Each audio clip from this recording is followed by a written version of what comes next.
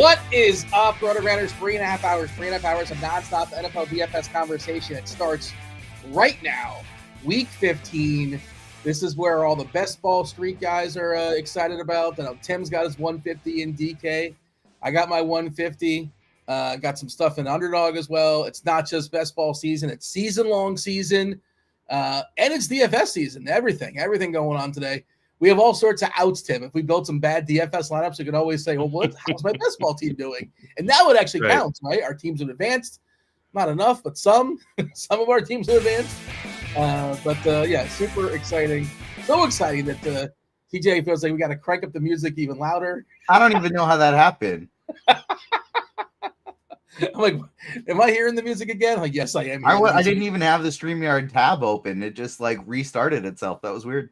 I don't know. I'm not really sure. That's TJ. TJ, of course, producer extraordinaire. I heard Kirk D's called him the Taysom Hill of RotoGrinders, his versatility. But he's healthy. He's available this week, which is more than we can say about Taysom Hill. Shout out to TJ. We'll be on later. He'll be on crunch time, I believe, with Will. In between us, we're going to be yielding to Ebeimfohr. And I believe we're getting beer. We're getting beer later on today as well. I think Neil was I heard him talking about this. He's not feeling well. I'm not outing him. He said it on Twitter, I believe. And I think he had plans to go to Nashville. And it's also live final weekend too. It's all sorts of things going on, Tim. Live finals, and we have the our best ball stuff. We got our season long stuff. Shout out to you, Tim. Actually, I know you'll never take this victory lap. I believe you're the best team in the RotoGrinders season long team, if I'm not mistaken. I think you're the best team in that league. I think you won the season long crown if there was such a thing. I am. Yeah, I do have the best team. It's not even really close. So, which you know what happens when you're the best team in season long. I know. I'm well aware. I didn't want to talk about it, but I do know what happens. I know what happens next. Yeah, I was not lucky enough to move on to the finals or whatever, the playoffs, but somebody's going to bury you. I didn't what? I can't believe I lost this team. That's just how that season long dynamics. That's just how it goes. Say hello to the chat. What's up, chat? Hit that like button and subscribe and turn on those notifications and just chill out for the next 3.5 hours. I did go ahead and drop the weather report. This is the time of year, Tim. This is the time of the year where people start freaking out about weather. It looks like it was kind of sort of someone, I don't want to say upgraded, but yesterday, I believe, it was straight orange in Cleveland. Now we're yellow-orange. That seems like the diciest of the situations. General rules are wind is more of an issue than rain, but also we saw, hopefully you didn't watch, but maybe you did. I don't know if you watched San Francisco and the Rams on Thursday night. If you caught any of that, that was an absolute disaster, and there was some rain involved. What a miserable game. I think there was no touchdowns. I'm fairly certain. There were no I believe it was 12-6. I'm still waiting for my no touchdown, my first touchdown pick to see. And I guess if you have a first touchdown ticket, you just lose. I don't know the rules on that, but that's a tough. I'm pretty sure the house would just sweep the board, right? Is it refunded? I don't know. I don't know. Chat. I'm not sure. I don't really bet a couple days ago, or maybe it was. I don't remember the slate it was for, but something with the Rams, and so it might have just been this last showdown one. FanDuel had a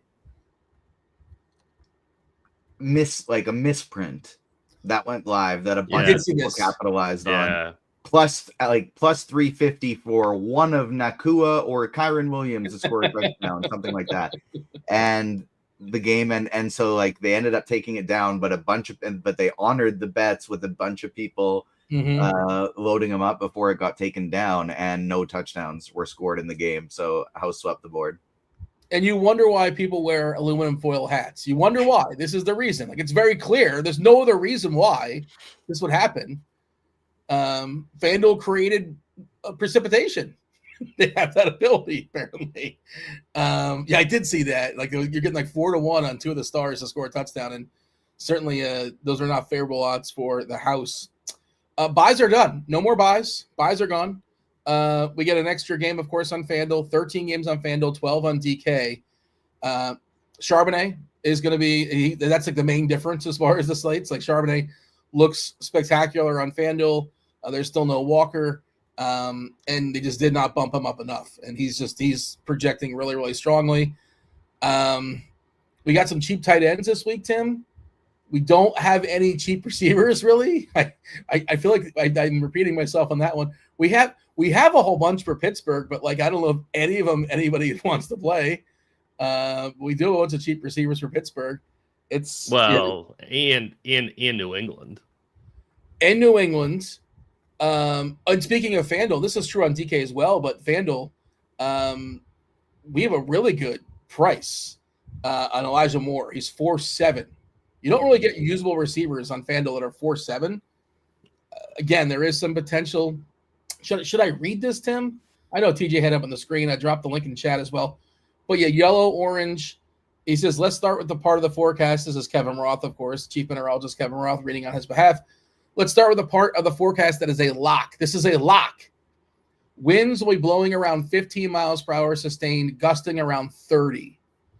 Right away, I don't like that. I don't like that. We care more about winds than precipitation. 30-mile-an-hour gust, slightly under that by the end of the game. That won't impact every throw, but could be an issue on longer passes and kicks. And that's Jameis's game. We love Jameis and his long passes. Mahomes doesn't really do it so much. Although that's how you get to Cleveland. You can get them deep. Now under the less certain part of the forecast, the rain. We'll see a steady soaking rain pregame, but that steady rain should be coming to an end around game time. And we'll be left with off and on showers beyond that. At times it will be dry. At times the rain could be coming at a moderate rate. The most likely outcome is off and on light showers, but I want to make crystal clear that I can't rule out a heavier shower at some point, nor can I rule out a game that stays mostly dry with rain forming near but not over the stadium. I'd say the weather here turned out as good as it could have for game time given the ugliness of the day in general, but it's still not great. And I say all that, and I imagine, we're still, 3.5 hours out, that Roth will give another update, if not on the article, but on Twitter or somewhere. But, I'm a little bit concerned. You mentioned this pre-show as far as the pace in this game looks really, really appealing. I'm also interested in the defenses. If you want a cheap defense, we don't even care sometimes if defense gives up 22 points or so, but if there's sloppiness and turnovers, highest variance, obviously, as far as the position defense. I think Cleveland, certainly got to pay up for KC, but Cleveland's at least cheap. So I think they're in play. What do we do here? What are we deciding anything? Does this change your strategy? Because I like this game to some degree. I liked Worthy for a deep shot. I was into Jameis to some degree. Even if he's down by 3 touchdowns, he's going to be out there and chucking. He's got some pretty cheap receivers. Pretty confined as far as the target tree. We don't know about Njoku. He's officially game time, right? We got a lot of information. We're expecting Breece Hall to play, which I guess will be 3-headed monster for the Jets, which to me feels like an avoid. Pollard, who's 50 yards or so away, give or take, from 1,000. He's expected to give it a go. Josh Downs expected to play. McConkey, we don't know. It seems likely, but not. I thought he was expected to play. Okay. No. Did I miss an update on maybe I misread something. Well, I think he's likely to play. So he was expected to play all week. He practiced all week, and then today they said he'll check it out in pregame warm-up, see if he can give it a go. Yeah. So that sounded less optimistic than all week had. Okay. And I think he has. Does he have multiple body parts? He's got at least. Obviously, he's got at least one. But yeah, Herbert's. I don't know. I wish I didn't see him getting hit last week, and I know the Twitter doctors are speculating that it's a high ankle or a knee or something. And part of rostering Herbert is the added value of his wheels. They're not amazing wheels, but they're decent enough wheels where you can get you home with the legs sometimes. He might be going through something as well. He's going to play, but he's also projecting really well, and I don't know how projections capture that. That maybe Herbert is a little bit slower, and in my head, I'm not playing him as much as the field. I don't think. Did I miss anything as far? Well, we have the Super Bowl. Well, I'm told the Super Bowl 8 weeks before it's actually going to be played. This is round 1. Detroit and Buffalo, the highest total on the board. Is it 53, 53.5, 54? Where's it at right this second? I don't have scores and odds up in front of me. I can pull it up, but it's the highest total on the board by 6 or 7 points. and I hear people saying, listen, Lark, oh, nobody wants to play this. And like, it's maybe this is me being just like nitpicking, it's not that nobody wants to play it. It says, Tim, we live in the world of a salary cap, right? And some of the pieces we want to play are pretty expensive. Josh Allen had the greatest quarterbacking fantasy game of all time last week. I know the matchup's a little tricky here against Detroit, but it's still in the Dome, and he's still Superman. So, yeah, he's awesome, and I'd love to get some Josh Allen if I can. And who to pair him with, I don't know, because he's got like 19 more he's got more options coming in this week. We did see the biggest number of air yards for an individual last week was Cooper, and he did that in like 60% of the snaps. He had like 14, 15, 16 targets. His target rate was, I don't want to misquote, but like 40 or 50%. It was bonkers. Like when he's out there, it's going to Cooper. Okay. That's the first read essentially every single time. Of course, that game went ballistic with the Rams, and both teams put up 40 plus. And then the Super Bowl that nobody wants, the second potential Super Bowl preview, I shouldn't say nobody, but Pittsburgh and Philly. I'm told that's also possibly a potential Super Bowl preview. Some infighting allegedly with AJ Brown. Remember AJ Green? A long time ago. I do.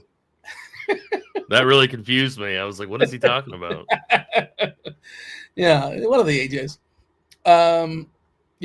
They've won like 9 games in a row or so, and they haven't played anybody, but that doesn't matter. You play who's in front of you, I suppose.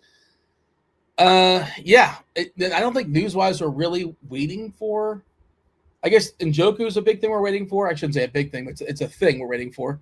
The other thing that's interesting on this slate is the breakdown, right? A lot of times we have like 11 games and it's like 7-3, or that's bad math. 8-3, right? That equals 11.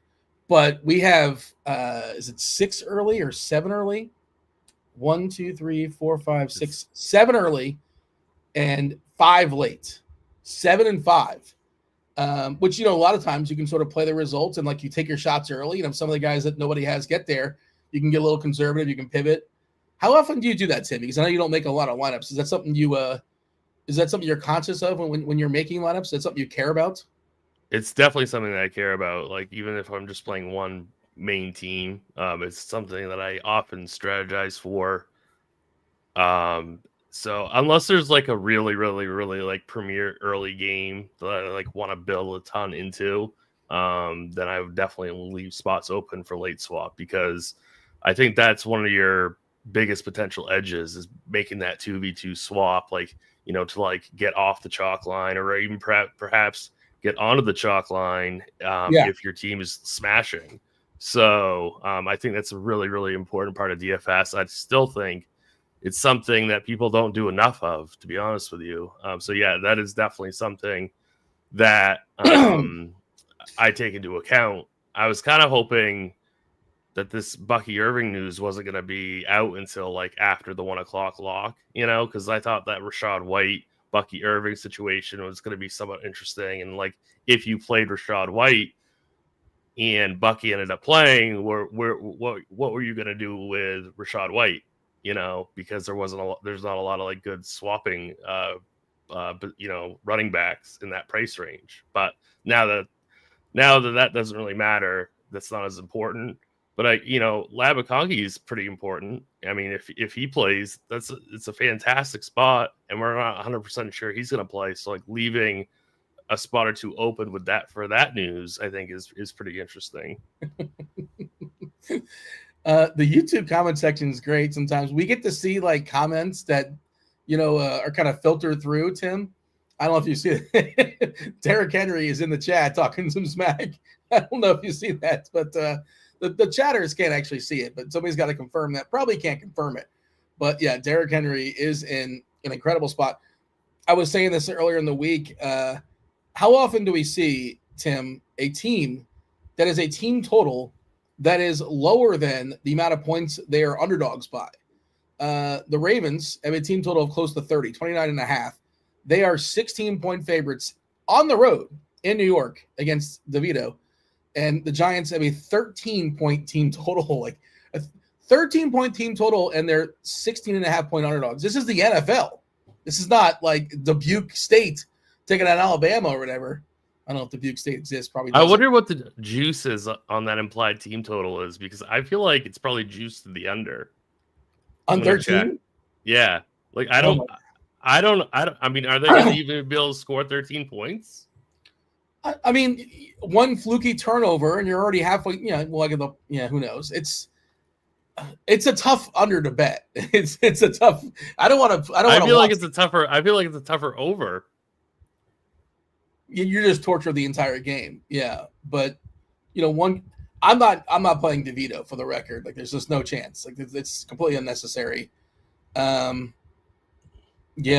By the way, 29.5 total for Baltimore. They're minus 1350 to win the game, which is, again, another number you don't see very often in the NFL. Mr. Richard says they won't get 13 first downs, which that's probably true. That's probably true. I don't know what the given number of first downs like an average team gets in a football game, if they're good or bad or whatever. But I feel like they won't get 13. I feel reasonably confident about that. Big picture wise, anything else that's of note? Oh, but just one more thing as far as you're talking about, like the breakdown, like 6 and 5, just kind of play off the results. If for whatever reason you were to say, I'm going to stack Aaron Rodgers, I'm going to double stack Aaron Rodgers with Garrett Wilson and Devontae Adams, and Aaron Rodgers 350 yards, 4 touchdowns, and Wilson catches 2, and Adams catches 2, and that's a 1:00 game. And you were talking about, like, whatever your lineup is, like, you want to get to the chalk, and like now come get me. If your late stuff is not that chalky, make it chalky, or chalky as you can, right? And like, okay, now come chase me down, because look what I got here. Right. I put up this big score early, assuming nothing else horrendous happened for you. But that's the sort of how you play that. Big picture wise, anything else you want to note before we kind of dive in and do position by position stuff? Of course, chat, please feel free to chime in, join the conversation. It's an interactive show. You got us the next hour and 10 minutes until we bring in BeerMakersFan and Erik Beimfohr. Eric's got to be locked in. He's just all he cares about is his best ball stuff today, right? He's oh yeah. Nobody's more best ball than Erik. Yeah, he's definitely all in on his best ball stuff. Yeah. What else should we note? We're in the quarter pole of the season, and we're at that point now where some teams are just playing out the string, right? Some games are more meaningful for others, and some teams are just. Hey. Yeah, I mean, I don't know how much I'm going to count for that though, right? I mean, I still think it's going to be just regular usage, regular players. Like, it's not, I don't think we're like quite there yet in terms of rostering players that are like just subs off the bench type guys. So I think it's still just normal usage, normal depth chart stuff. I don't think we're quite there yet. That's in a week or two, maybe. Yeah. Yeah, like this week is probably going to be my last week playing cash. I think this is going to be the last like really normal week. So you don't think that maybe the edge gets bigger as people make dumber mistakes? I feel like people make bad mistakes, and obviously, I reserve the right to change my mind. Yeah. But I mean, a lot of times. It feels like towards the end of the season, so and so becomes like the super chalked, and you get like 3 or 4 or 5 guys that are like must plays in cash, and then you're just playing 2v2s or 3v3s, for all the cash game money. It's kind of turns into NBA a little bit, and I don't really like that much. So, obviously, if that's not the case next week, I'll still play cash, but we tend to get a lot more stone smarts right towards the end of the season where everyone's going to be playing in cash. So I think it's going to be my last week, but maybe I'll play next week.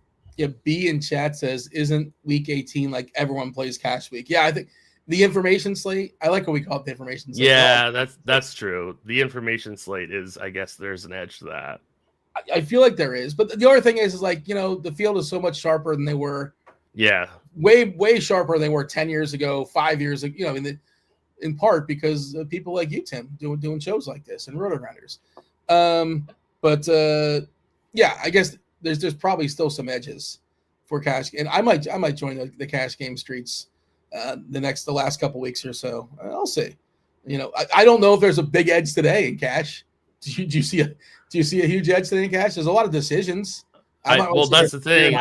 That's the thing is that I think there is a little bit of an edge in cash today because there's so many different ways you can go about it. So I think there is an edge.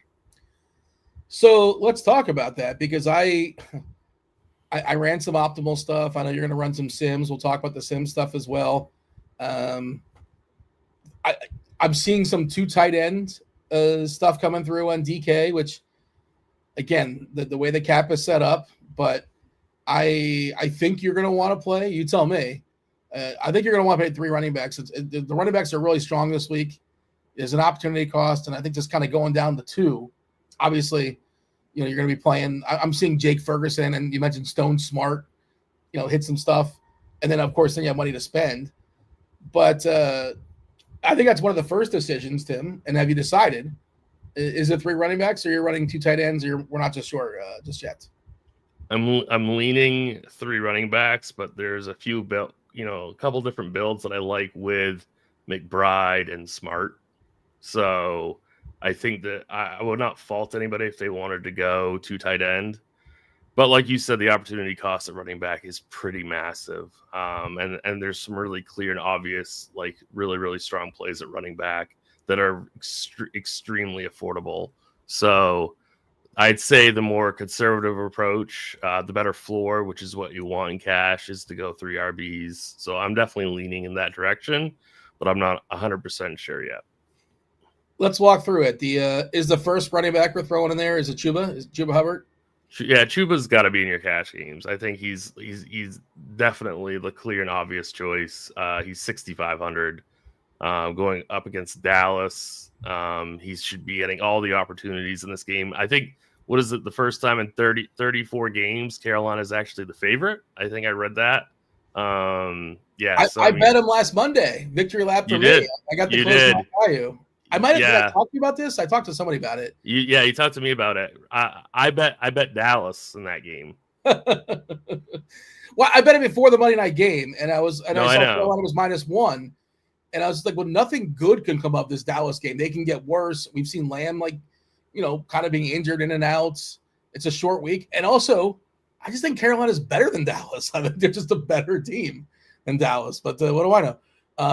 But yeah, Chuba, the runway is, I assume, still very, very clear with the absence of their terrible run out for their prized, rookie running back. Is it Brooks? Jonathan Brooks? Yeah. I know his name.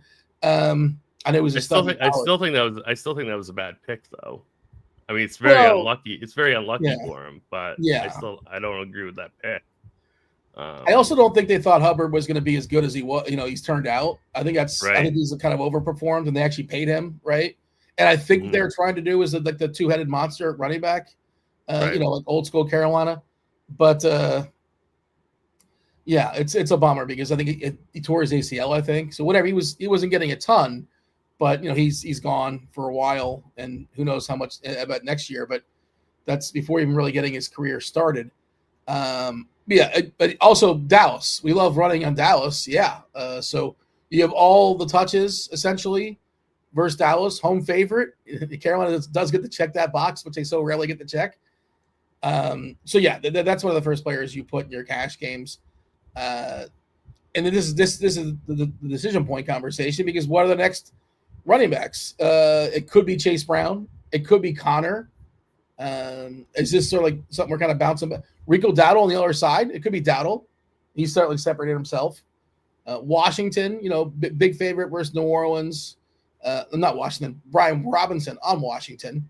Eckler, of course, is gone. I don't know how much that matters because I think Eckler is basically filled in by the other guys, Rodriguez, and missing the other person's name off the top of my head.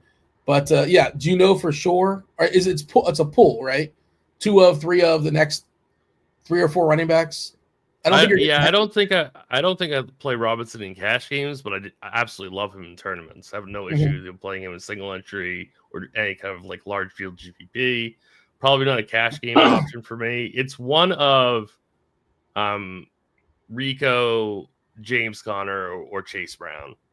It's those 3 plus Hubbard are your 4 running back options for cash games. It's really tough for me to say no to Chase Brown, but I think that's where I'm leaning right now, at least in terms of cash games. I think, he's obviously a fantastic play, but I think I'm going to go Dowdle and James Conner. That's where I'm leaning right now. But if you wanted to play Brown, I certainly wouldn't fault you. Receivers, is Higgins the first receiver in?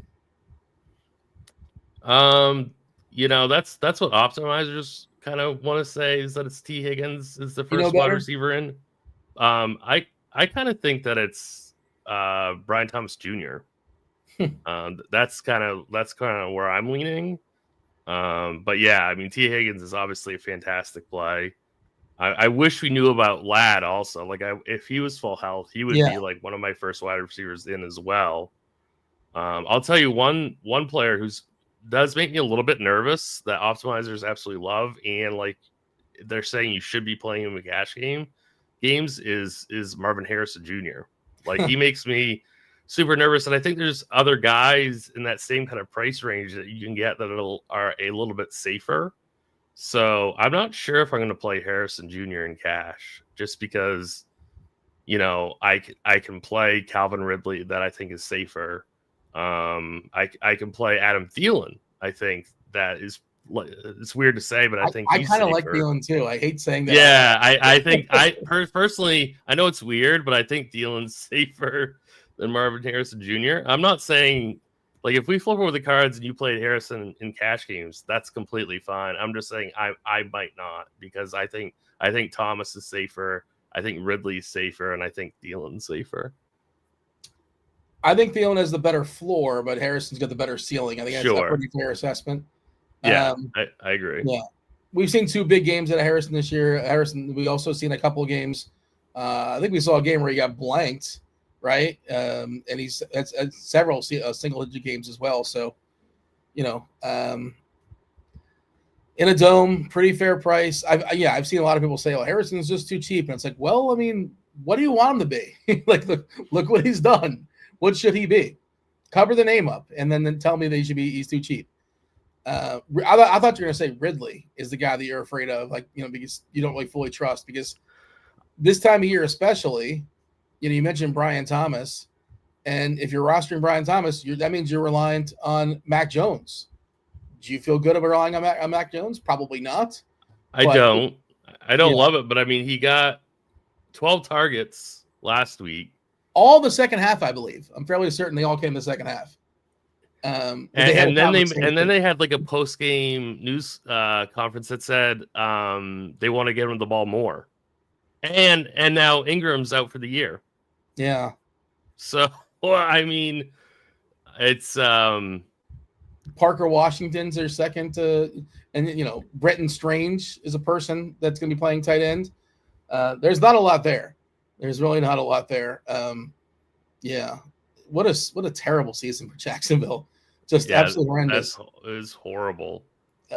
Bigsby's come back to unseat Etienne. Etienne's regressed as well.